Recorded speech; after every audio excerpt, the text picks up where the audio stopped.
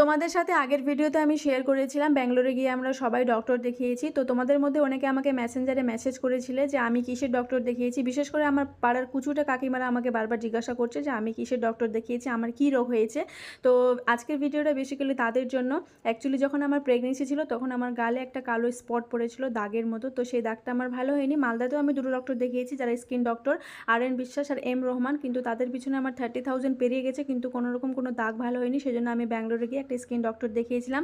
তো এই হচ্ছে সেই সমস্ত প্রোডাক্ট যেগুলো দিয়েছে আমাকে ডক্টর। আর প্রচণ্ড পরিমাণে হেয়ারফল হচ্ছিল, সেজন্য হেয়ারফলের জন্য একটা সিরাম দিয়ে দিয়েছে। সিরামের প্রাইসটা দেখতেই পাচ্ছ 1477, ভীষণ কস্টলি। তো এই সমস্ত প্রোডাক্টগুলো আমার সব মিলিয়ে 10,000 পেরিয়ে গেছে আমার। তো এটাই হচ্ছে আমার ব্যাঙ্গালোর ডক্টর দেখানোর উদ্দেশ্য। আর দাগগুলো তোমাদের সাথে শেয়ার করছি। বাম গালে একটা কালো স্পট দেখতে পাচ্ছ, ডান গালে একটা স্পট দেখতে পাচ্ছ, আর ঠোঁটের নিচে একটু সাদা দেখতে পাচ্ছ। দেখতে ভীষণ সাধারণ হতে পারে কিন্তু ভীষণ বাজে লাগে। আশা করি তোমাদের উত্তর পেয়ে গেছো।